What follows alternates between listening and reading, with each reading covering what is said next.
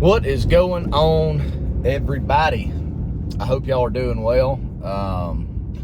We're just getting out of Thanksgiving. We had a great Thanksgiving. We didn't take any days off except for actual Thanksgiving.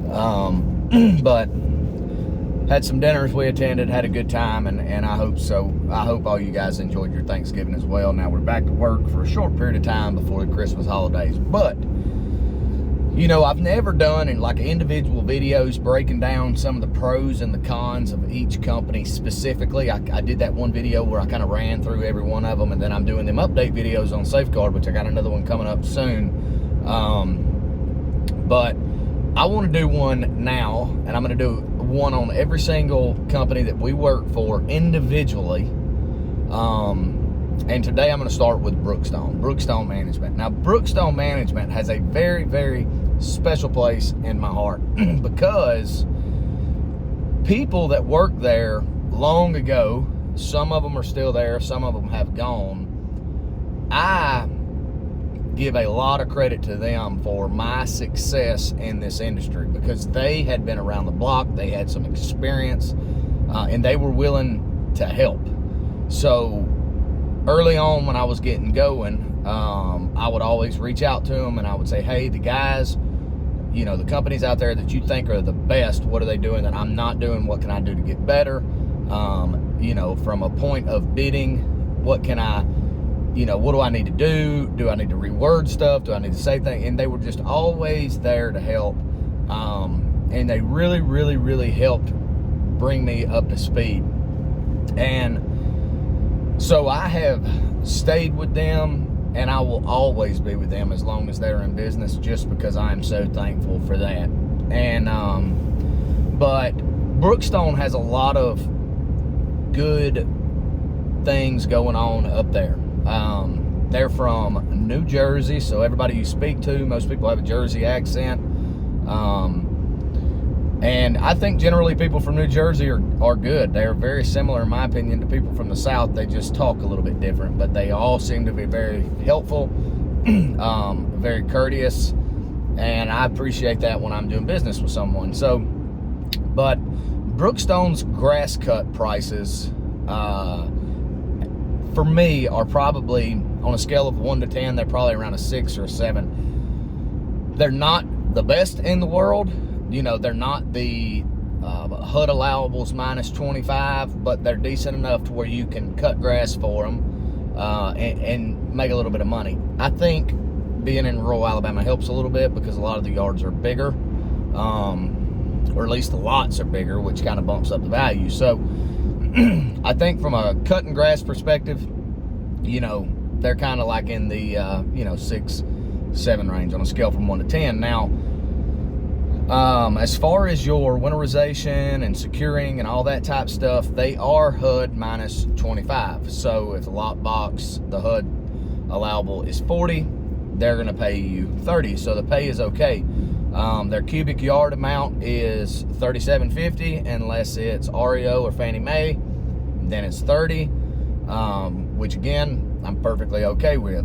One of the coolest things to me about Brookstone, and this was so helpful early on, is when you can send them your bids the way that you copied them down in the field, and they will take them and prepare a repair base or prepare a repair base on your behalf.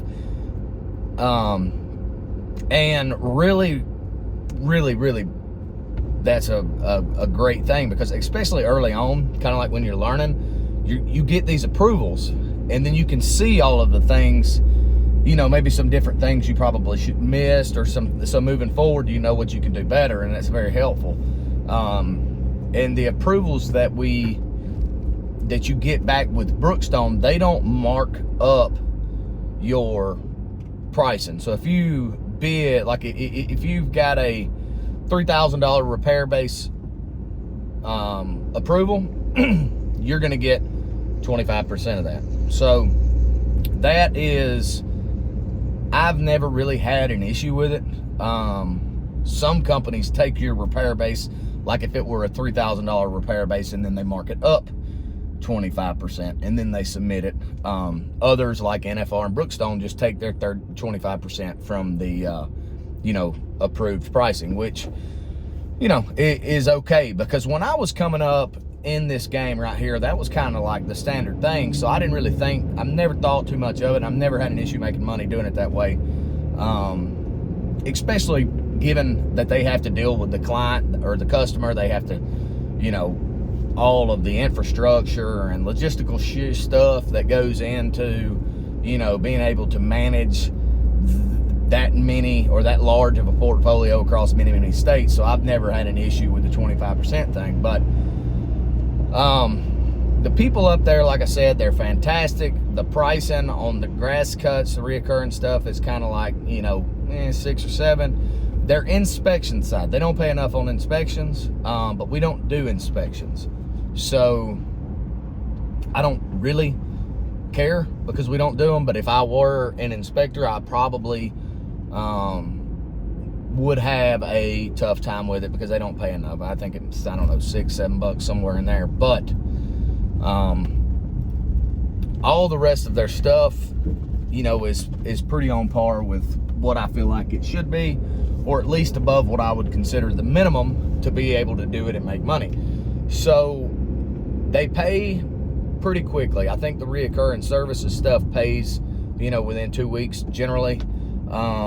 And then some of your approvals, they take some time. A lot of our approvals, Brookstone does a cool thing. So like if you go in and you bid on a trash out 55 yards and it ends up being 60, you can put on your invoice and you can make a note within Aspen like, hey, can we try to do bid after the fact these 5 additional yards? Most of the time they'll get it for you, which is really, really nice. A lot of folks don't do that. So and they always, we get so many adjusted invoices from Brookstone where the price that we originally submitted for has went up.